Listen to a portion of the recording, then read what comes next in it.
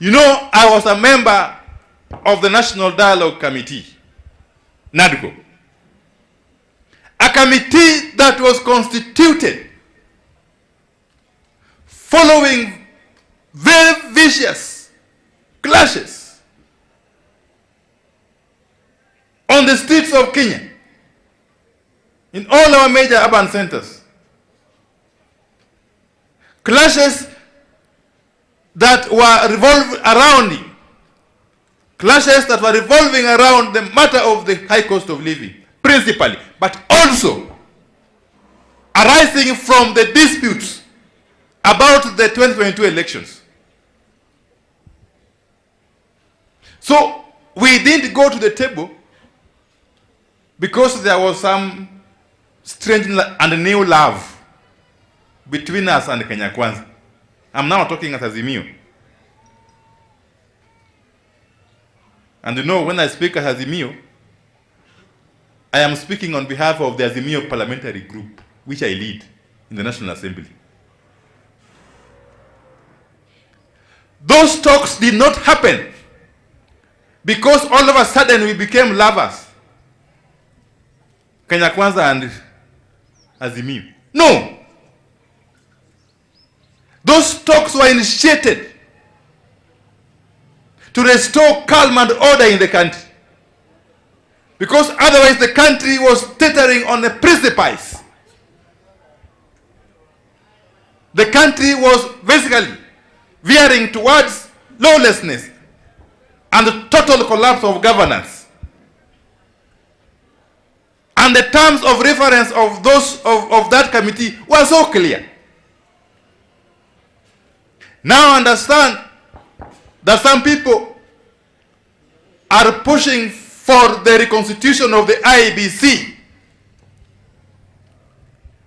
through an Iebc selection panel that is now, for all intents and purposes, moribund. And our point is this, in summary, really. Any attempt to reconstitute the Iebc outside the framework that has been established by NADCO will be totally resisted. And if they go ahead and reconstitute the Iebc outside the NADCO framework, then that will only be an Iebc for Kenya Kwanza. It will not be an Iebc for Kenya. And we shall not recognize it. And the consequences of us not recognizing it are too obvious for one not to know. We understand that there are hardliners who don't really care much where this country plunges into chaos or not. But let me caution them. Let me caution them that as Azimio, we are ready. Indeed, we have always been ready. We only gave peace a chance by engaging in dialogue.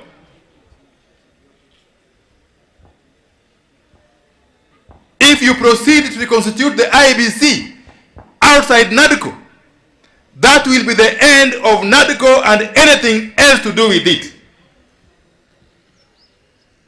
including those other proposals that are in that report. Then we shall be back to square one, and nature shall take its course. So anybody who means well for this country must be careful, and shun any temptation to re-establish the Iebc outside the NADCO process. As a matter of fact, Parliament is reconvening next week on Tuesday, 13th. We expect that the NADCO report is going to form or to be the priority agenda for the two houses of Parliament. Secondly, and finally on that issue, the Iebc Secretariat should stop needless engagement with the Justice and Legal Affairs Committee of the National Assembly on matters which have been adequately addressed by NADCO. And no constitutional amendment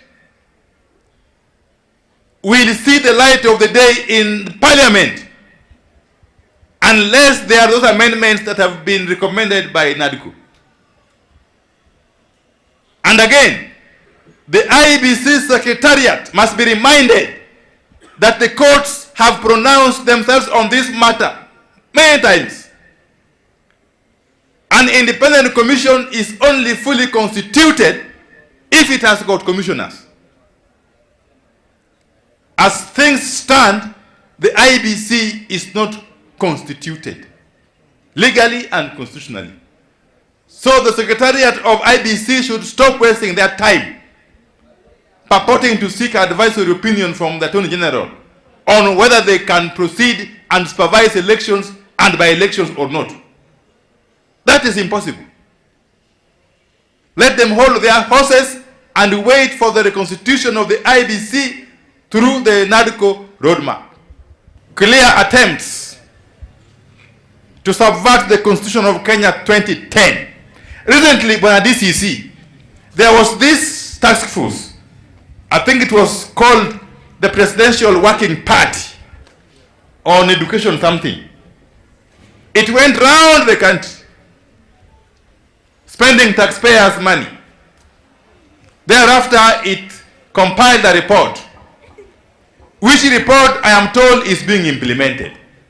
How, I don't know.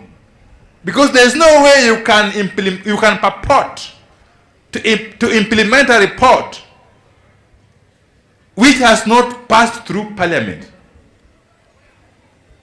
So first and foremost, that report, if it is to see the light of the day, must be brought to Parliament to be interrogated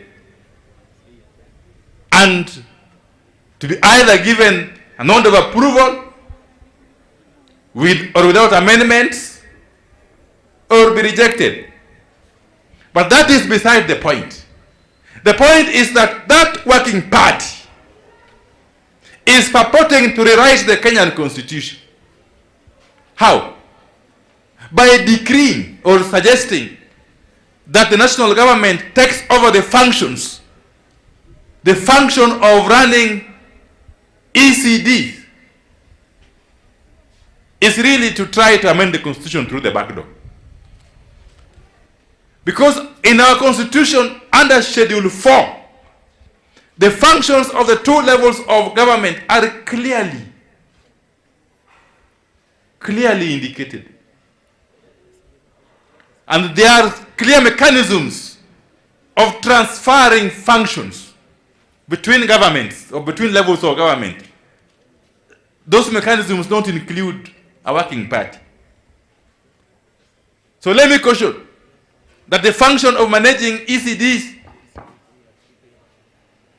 must remain with the county governments. National government has got no business meddling in the affairs of running ECDs. And any other recommendation that they have made in that report that goes contrary to the Constitution must be rejected. But above all, that report cannot be implemented without getting the nod of the House or the Houses of Parliament. That's just one. Two. But there is a trend that is emerging here. Very worrying trend. And I want this to go out.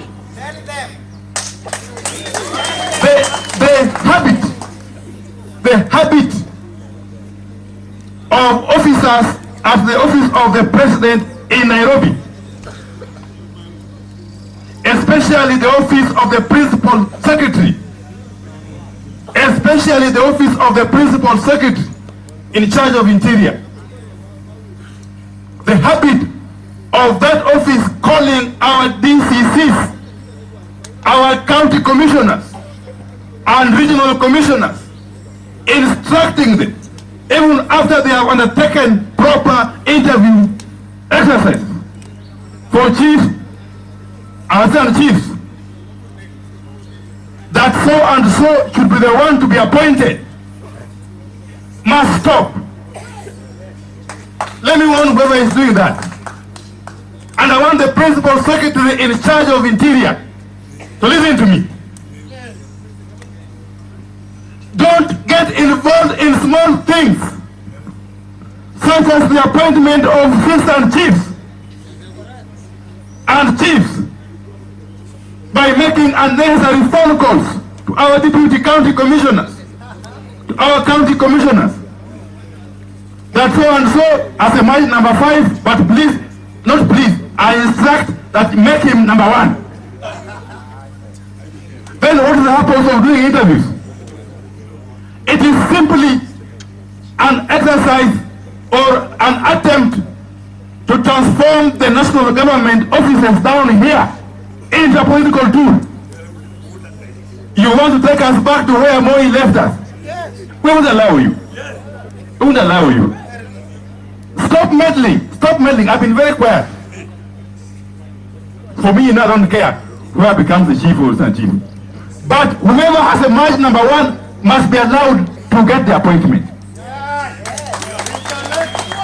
Whoever has a match tops in the interviews must be appointed. Don't make phone calls from Harambe House. Stop it. Otherwise we shall fight in parliament. We shall discuss your conduct in parliament. We shall take action against you. And when the table stand on you, even those who you think are your masters will abandon you. I'm now addressing myself the principal secretary. The moment Parliament shall turn its guns on you, even those who think are supporting you will run away from you. I can assure you. So by DCC, pass that message to the county commissioner and the regional commissioner, and let that message go to Nairobi. Mheshimiwa